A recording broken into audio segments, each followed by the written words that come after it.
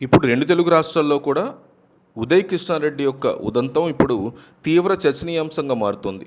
ఒక సాధారణ కానిస్టేబుల్ స్థాయి నుంచి ఎంతో కష్టపడి దేశంలోనే అత్యున్నత ఐపీఎస్ ఉద్యోగానికి ఎంపికైనటువంటి ఒక వ్యక్తి ఉన్నట్టుండి ఒక వివాదంలో చిక్కుకోవడం అందరినీ ఆశ్చర్యానికి గురిచేస్తుందని చెప్పుకోవచ్చు. కానిస్టేబుల్ నుంచి ఐపీఎస్ వరకు సాగినటువంటి అతని ప్రయాణం ఎంతోమందికి స్ఫూర్తిదాయకంగా నిలిచినా ఆ తర్వాత చోటు చేసుకున్నటువంటి వరుస పరిణామాలు మాత్రం అతని కెరీర్‌ని, భవిష్యత్తుని తీవ్రమైన ప్రశ్నార్థకంలో పడేశాయని చెప్పుకోవాలి. ఒక బాధ్యతాయుతమైన పోలీస్ అధికారిగా చట్టాన్ని గౌరవించి నడిపించుకోవాల్సినటువంటి వ్యక్తి తన సొంత విషయంలోనే చట్టపరమైన ప్రక్రియకి దూరంగా తిరగడం, విచారణకి సహకరించకపోవడం, తర్వాత ఆయన్ని అరెస్ట్ చేయడం, ఆ తర్వాత రిమాండ్‌కి పట్టడం ఇవన్నీ ఆశ్చర్యానికి గురి చేస్తున్నాయి. కష్టపడి సాధించుకున్న స్థానాన్ని నిలబెట్టుకోవడంలో అతను ప్రదర్శిస్తున్న తీరు తీవ్ర విమర్శలకు దారితీస్తోంది. ఈ మొత్తం వ్యవహారం వెనుక ఉన్నటువంటి అసలు వివరాల్లోకి వెళ్తే ఇప్పటికే పెళ్ళైన ఒక మహిళా పోలీస్ అధికారితో అతనికి ఉన్నటువంటి సంబంధం మొదటిసారిగా ఫస్ట్ టైము వివాదానికి దారితీసింది. పోలీస్ అకాడమీలో శిక్షణ పొందుతున్న సమయంలో నిబంధనలకు విరుద్ధంగా సదరు మహిళని తన గతికి పిలిపించుకోవడం, అక్కడ పరిణామాలు ఏం జరిగాయి అనేది తీవ్ర వివాదంగా మారుతూ వచ్చాయి.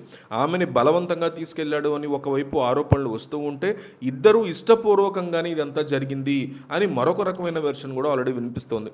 అయితే కారణాలు ఏవైనప్పటికీ ఒక వివాహితతో సంబంధం పెట్టుకోవడం, ఆ తర్వాత సదరు మహిళ భర్తకి వారి వ్యక్తిగత ఫోటోలు, వీడియోలు ఇవన్నీ పంపించడం వంటి చర్యలు ఎంత మాత్రం సరికాదనేది క్లియర్ కట్గా మనకు అర్థమవుతుంది.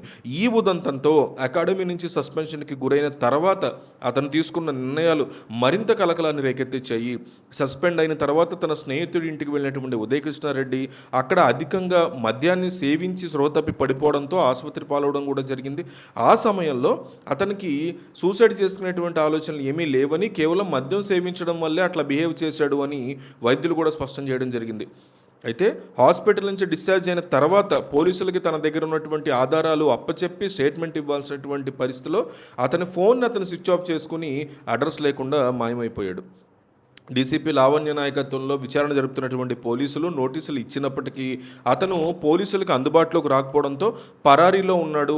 మీడియా వాళ్ళతో మాత్రమే టచ్లో ఉంటూ కొన్ని లీకులు ఇవ్వడం మొదలుపెట్టాడు.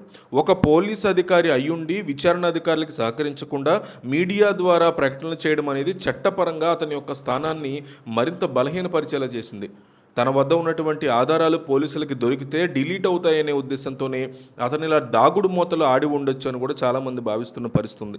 అయితే చివరికి హైదరాబాద్ పోలీసులు అతని ఫోన్ సిగ్నల్స్ ఆధారంగా ప్రయాణాన్ని ట్రేస్ చేసి తెలంగాణ సరిహద్దు ప్రాంతంలో మిర్యాలగూడ వద్దకు రాగానే కారుని ఆపి అతను అదుపులో తీసుకోవడం అనేది జరిగింది. అక్కడి నుంచి అతన్ని హైదరాబాద్ తరలించి వైద్య పరీక్ష నిర్వహించిన తర్వాత కోర్టు ముందు ప్రవేశపెట్టేందుకు ఏర్పాట్లయితే చాలా జాగ్రత్తగా చేశారు. ఎంత కష్టపడి పైకొచ్చినప్పటికీ ప్రాథమిక పోలీసు నిబంధనల్ని విస్మరించడం, చట్టం ముందు బాధ్యతాయుతంగా నడుచుకోకపోవడం వల్ల అతను ఐపీఎస్ ఉద్యోగానికి తగిన వాడేనా అనేటువంటి చర్చ అయితే నడుస్తుంది. కోర్టు అకాడమీ తీసుకోబోయేటువంటి నిర్ణయాలు కోర్టు అయితే రిమాండ్కి ఇచ్చింది. సో భవిష్యత్తులో ఏ రకంగా అకాడమీ ఇతని గురించి నిర్ణయాలు తీసుకుంటుందనేది కూడా ఇంట్రెస్టింగ్ పాయింట్గా మారింది.